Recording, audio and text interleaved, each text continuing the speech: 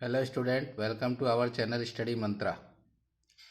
पिछले वीडियो में मैंने आपको बताया कि बोर्ड परीक्षा की तैयारी कैसे करना है और उसको आप लोगों ने पसंद किया, इसके लिए आप लोगों को धन्यवाद। उस वीडियो में मैंने बताया था कि मैं कोशिश करूंगा कि आपको बोर्ड परीक्षा की तैयारी करवाने के लिए कुछ टिप्स दूं, बोर्ड के पेपर सॉल्व करवाऊं। तो उसी क्रम को ध्यान में रखते हुए मैंने गणित को चूज़ किया है पहले। तो गणित में सबसे पहले मैंने सांख्यिकी को चूज किया है। इसका कारण ये है कि सांख्यिकी 10 नंबर की आती है, एक ही चैप्टर है, आसान चैप्टर है और इसमें पूरे में से पूरे नंबर लाए जा सकते हैं। तो सबसे पहले देखते हैं कक्षा 10 विषय गणित सांख्यिकी 10 नंबर का ये आएगा।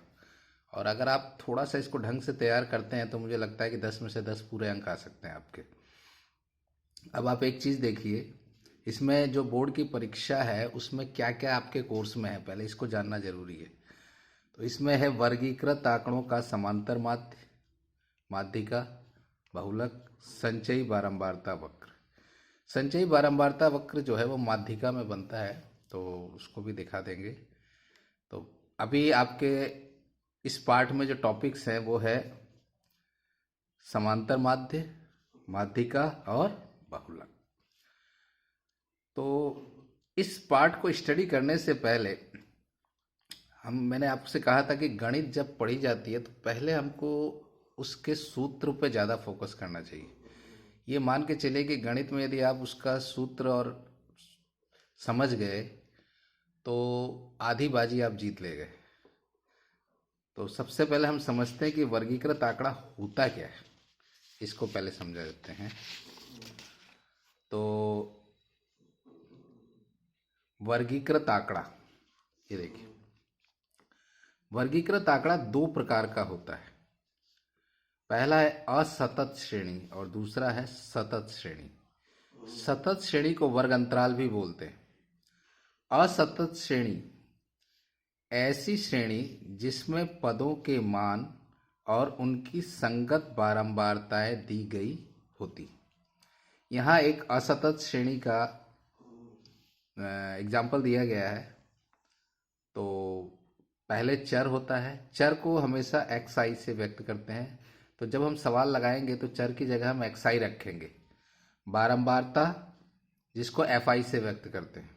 तो चर के मान है 4, 12, 20, 28, 36। बारंबारता है 3, 6, 8, 10, 9। अब आपके मन में सवाल होता है कि बारंबारता क्या चीज़ होती है। मान लीजिए एक सिंपल डाटा लिया जाए, तो उस डाटा में 4 कितनी बार आएगा? 3 बार। 12 अंक कितनी बार आएगा? 6 बार। 20 अंक कितनी बार आएगा? 8 बार। 28 अंक कितनी बार आएगा? 10 बार। और 36 अंक कितनी बार आएगा? 9 बार। तो ये तो हुआ असतत श्रेणी। अब हम देखते हैं सतत श्रेणी क्या होती है। सतत श्रेणी जिसको वर्ग अंतराल श्रेणी भी बोलते हैं। तो ऐसी श्रेणी जिसमें वर्ग अंतराल और उनकी संगत बारंबारताएं दी गई हों उसे सतत श्रेणी कहते हैं। यह कितने प्रकार की होती है? 2 प्रकार की। तो पहला है अपवर्जी, इसमें उच्च वर्ग सीमा को छोड़ देते हैं। अब ये क्या चीज़ होती है कि इसमें उच्च वर्ग सीमा को छोड़ दे रहे हैं? तो मैं बताता हूँ, समझाता हूँ अभी आपको। ये एक टेबल बनाई है जिसमें वर्ग अंतराल दिया गया है और नीचे बारंबारता है। तो वर्ग अंतराल में देखिए 0 से 10, 10 से 20, 20 से 30, 30 से 40, 40 से 50। इसकी बारंबारता दी गई है 6, 11, 5, 4, 3। ठीक है। अब इसमें ये बोल रहा है कि उच्च वर्ग सीमा को छोड़ देते हैं। इसका मतलब क्या है?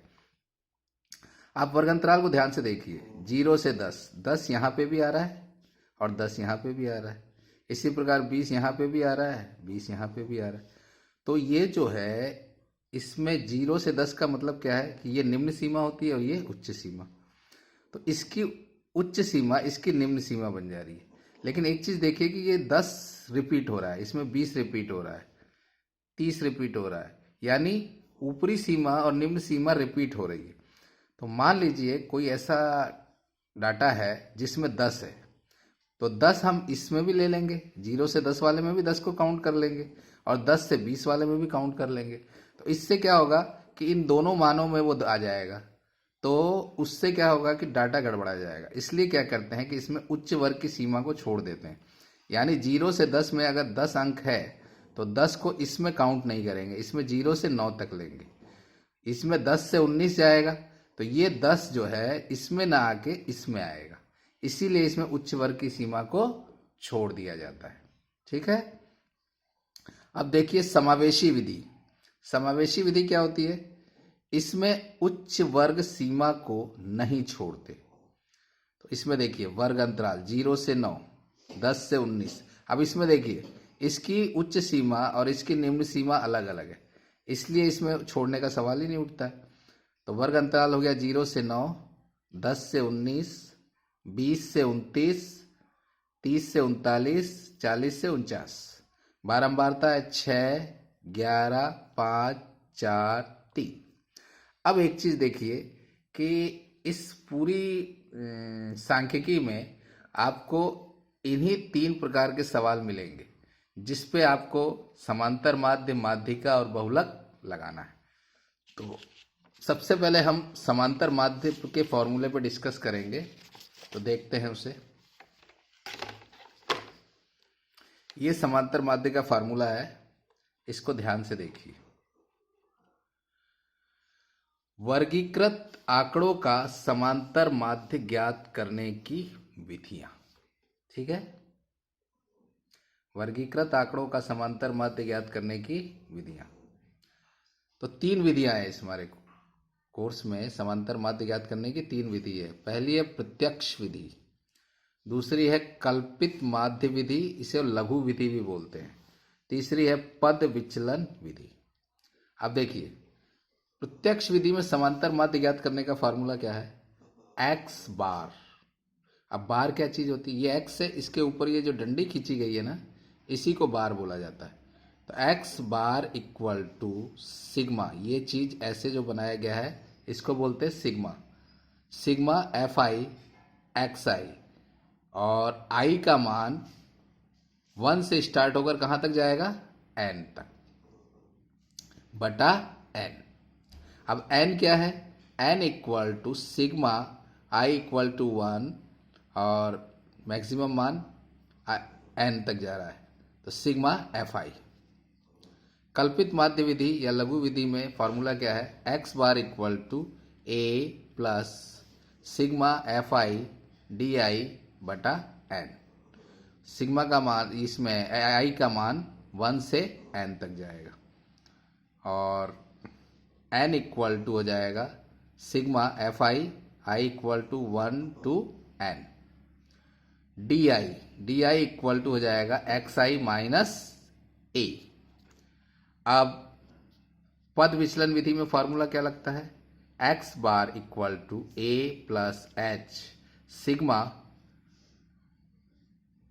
1 to n F I U I बटा n। n क्या है? n equal to sigma 1 to n F I. D I equal to हो जाएगा एक्स आई माइनस ए, और U I equal to X I minus A बटा H. यानी अगर इसको कहा जाए तो ये डी आई बटा एच भी हो सकता है। अब सवाल ये उठता है कि ये ए क्या है, एक्स बार क्या है, तो इसको अब यहां देखते हैं। देखिए एक्स बार बराबर है समांतर माध्य, ठीक। n equal to sigma f i equal to 1 to 9। तो सिग्मा एफ आई क्या है? बारंबारताओं का योग।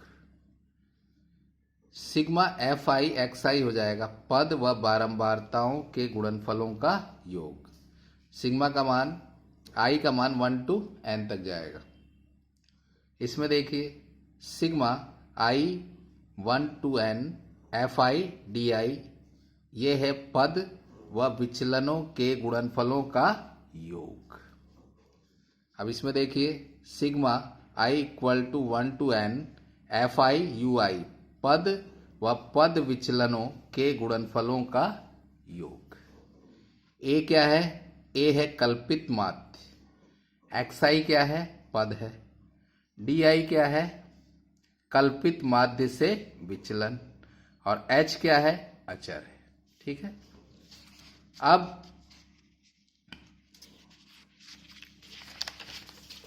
ये एक सवाल है,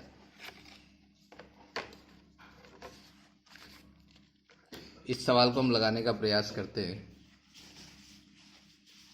तो ये देखिए, सबसे पहले ये असतत श्रेणी का जो सवाल, मैंने कहा था ना कि इन्हीं में से सवाल पूछेगा ज़्यादा, तो ये असतत श्रेणी का है, इसी पे ये सवाल बनाया गया है। तो क्वेश्चन क्या है? निम्नलिखित सारणी से समांतर माध्य ज्ञात कीजिए। निम्नलिखित सारणी से समांतर माध्य ज्ञात कीजिए। चर का मान आपको दिया है 5, 15, 25, 35, 45। बारंबारता दी है 2, 12, 10, 8, 4।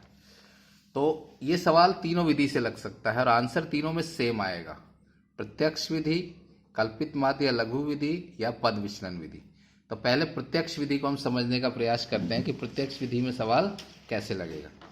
तो देखिए, अब मैं सवाल लगाने जा रहा हूं आपको समझाते हुए, देखिए ध्यान से। चर एक्स आई, आप चाहे तो चर ना लिख के सीधे एक्स आई भी लिख सकते हैं। यहाँ बारंबारता की जगह आप एफ आई सीधे लिख सकते हैं और यहाँ एफ आई गुणे एक्स आई। तो मैंने सिर्फ आपको समझाने के लिए यहाँ लिखा है, ये लिखने की कोई ज़रूरत नहीं होती है। तो एक्स आई का मान क्या है, यानी चर का जो मान है वो इस कॉलम में इधर इस कॉलम में आएगा पूरा। तो हम चर के मान लिख लेते हैं। पहला है 5, दूसरा है 15, तीसरा है 25, चौथा है 35 और पांचवा है 45। तो एक्स आई यानी इस चर में हमने सारे मान लिख लिए।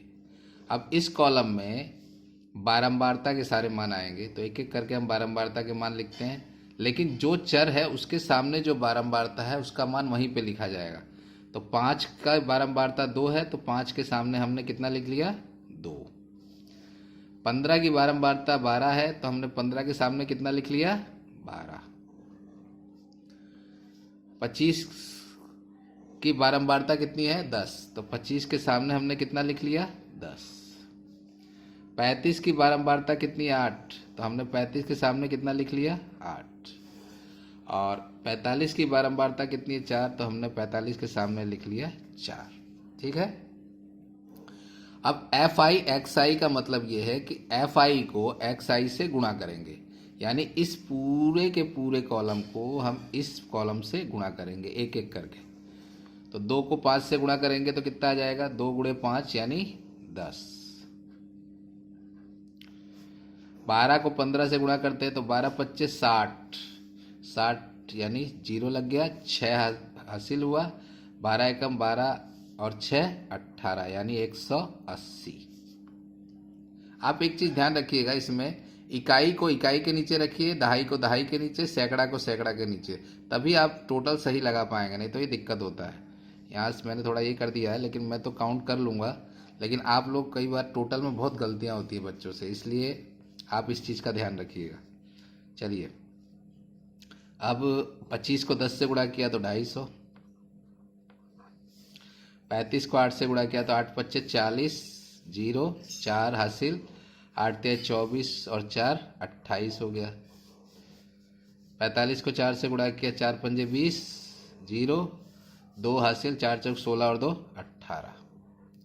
अब देखिए, इसका पूरा जो टोटल होगा सिग्मा एफ आई हो जाएगा, एफ आई एक्स आई, ये इसका टोटल होगा।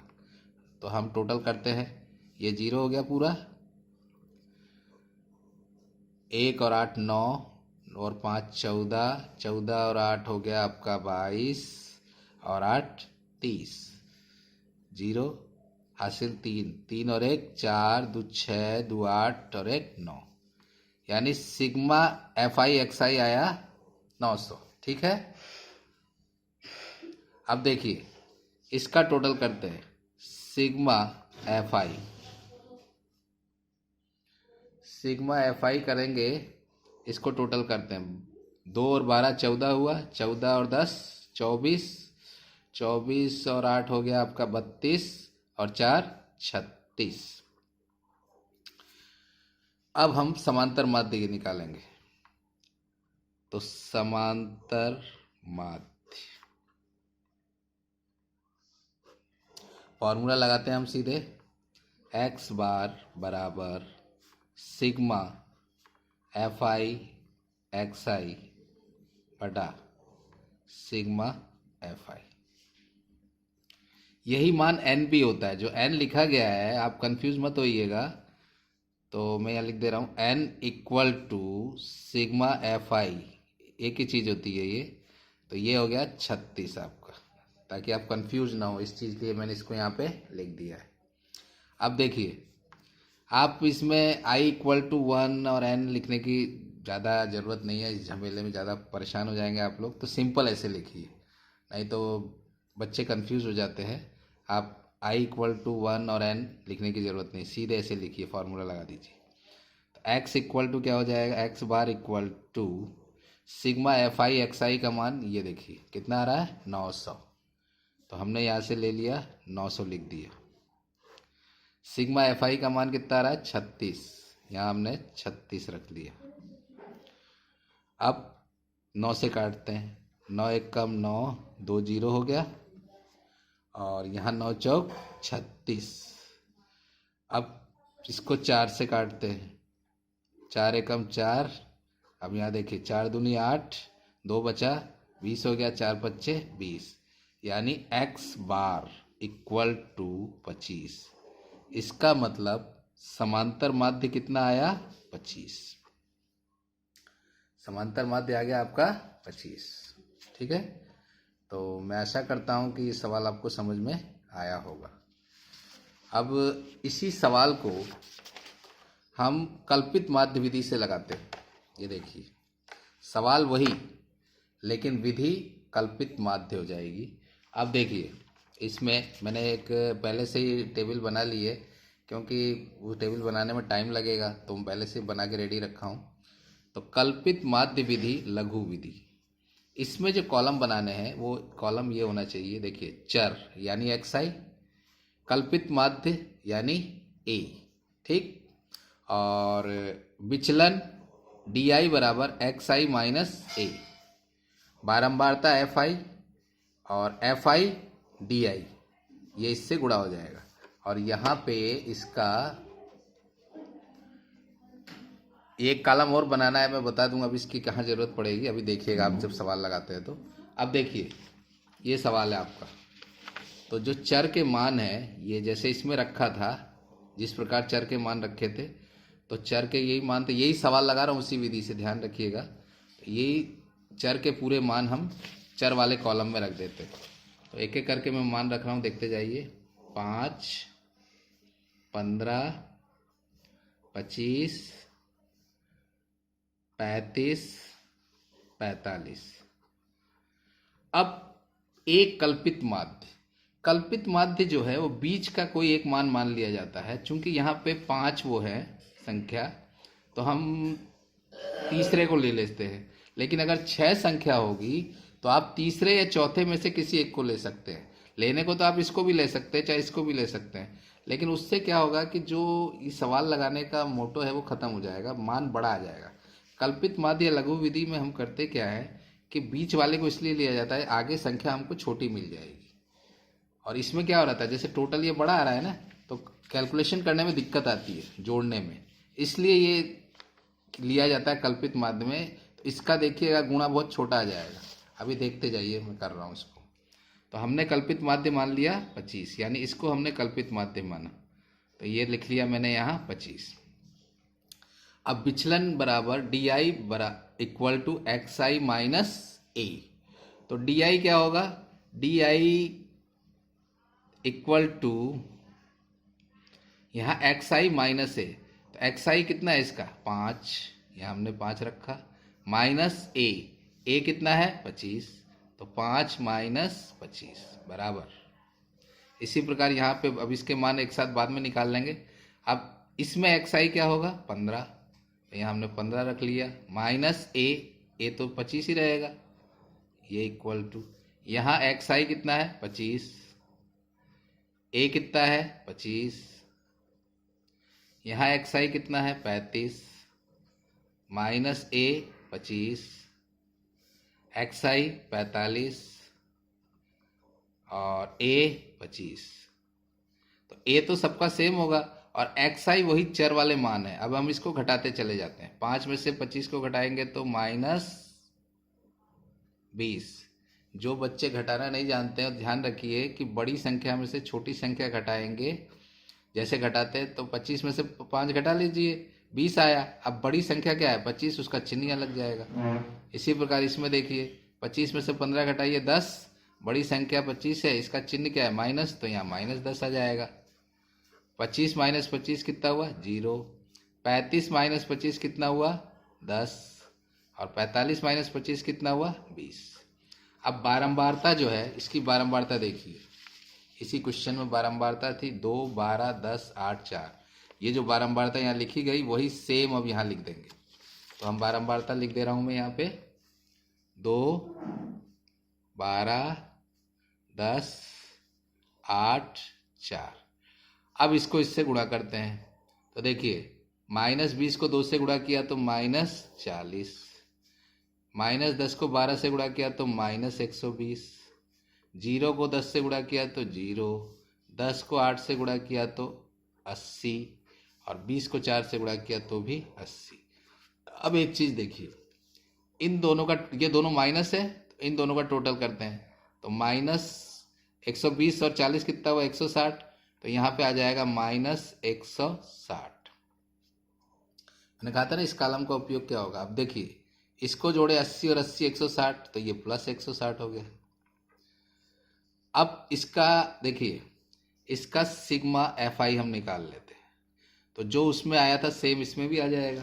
टोटल इसमें टोटल कितना आ रहा था 36, तो यहाँ भी 36 ही आएगा, तो देखिए ये आ गया 36। अब sigma f I D I कितना आएगा, तो देखिए इसका ये माइनस 160 प्लस 160, संख्या दोनों की सेम है, एक माइनस है एक प्लस है, तो इक्वल टू कितना हो जाएगा 0। ठीक है। अब देखिए यहाँ कैलकुलेशन कैसे छोटा हो रहा है, यहाँ पे जो मान थे ये इतना जोड़ना पड़ रहा था हमको, लेकिन यहाँ पे ये छोटा हो गया, तो इसको हमको सॉल्व करना ज़्यादा आसान होता है, इसीलिए इसको लघु विधि या कल्पित माध्य विधि कहते हैं। अब इसमें देखिए आपको क्या क्या मालूम हुआ, ए आपको मालूम है 25, सिग्मा एफ आई आपको मालूम है 36, sigma f I D I आपको मालूम है 0। फॉर्मूला लगाएं समांतर माध्य का, समांतर माध्य x bar equal to A plus sigma f I D i upon sigma f i, या एन भी लिख सकते हैं, तो मैं एन की जगह सीधे सिग्मा एफ आई लिख दे रहा हूँ। अब यहाँ आई का मान 1 और एन नहीं लिख रहा हूँ मैं, वो आप उस पचड़े में ज़्यादा पढ़ने की ज़रूरत नहीं है, फॉर्मूले में समझा दिया। अब चाहे तो आप सीधे ऐसे लिख लीजिए। अब देखिए इसको, तो एक्स बार बराबर ए का मान कितना है 25 प्लस इसका मान कितना आया 0 और इसका मान कितना है सिग्मा एफ आई 36। अब देखिए 25, 0 में आप 36 का भाग देंगे, यहाँ पे आप लघुत्तम लेने की गलती मत कीजिएगा, इस चीज़ को सीधे भाग दे के सॉल्व कर दीजिए। लघुत्तम लेंगे तो दिक्कत होगी, होने को तो सॉल्व हो जाएगा, लेकिन ज़्यादा बेटर यही है कि आप इसको भाग दे के जो मान आए उसमें इसको जोड़ दीजिए। तो हम 0 में जब 36 का भाग देंगे तो 0 ही आएगा, तो ये आंसर 25। तो एक चीज़ आप देखिए एक्स बार इक्वल टू आया हमारा 25। तो एक चीज़ आपको बताऊं मैं, आप किसी भी विधि से लगाइए, चाहे प्रत्यक्ष विधि से लगाइए, चाहे कल्पित माध्य विधि से लगाइए, चाहे पद विचलन विधि से लगाइए, आपका आंसर समान आएगा। ऐसा नहीं है कि अलग अलग विधि से लगाने से आंसर अलग अलग आ जाएगा। तो ये वीडियो थोड़ा लंबा हो रहा है, मुझे लगता है कि आप शायद इतना लंबा वीडियो देखना पसंद ना करें। तो एक कल्पित माध्य विधि जो छूट रही है उसको मैं अगले वीडियो में कवर करूँगा, और उसमें भी आप देखिएगा आंसर 25 ही आएगा। तो मैं आशा करता हूँ कि आपको ये वीडियो पसंद आया होगा, और आप इस वीडियो को ज़्यादा से ज़्यादा लाइक करें, शेयर करें, सब्सक्राइब करें। सब्सक्राइब जरूर करें, सब्सक्राइब करने में आप लोग थोड़ा कंजूसी कर रहे हैं, ताकि ये वीडियो सब तक पहुंच पाए। आई एक बार जब आप सब्सक्राइब कर देंगे ना, तो मेरा वीडियो जब भी मैं बनाऊंगा तो आप तक आसानी से पहुंच जाएगा। तो इस वीडियो को देखने के लिए धन्यवाद। Thank you.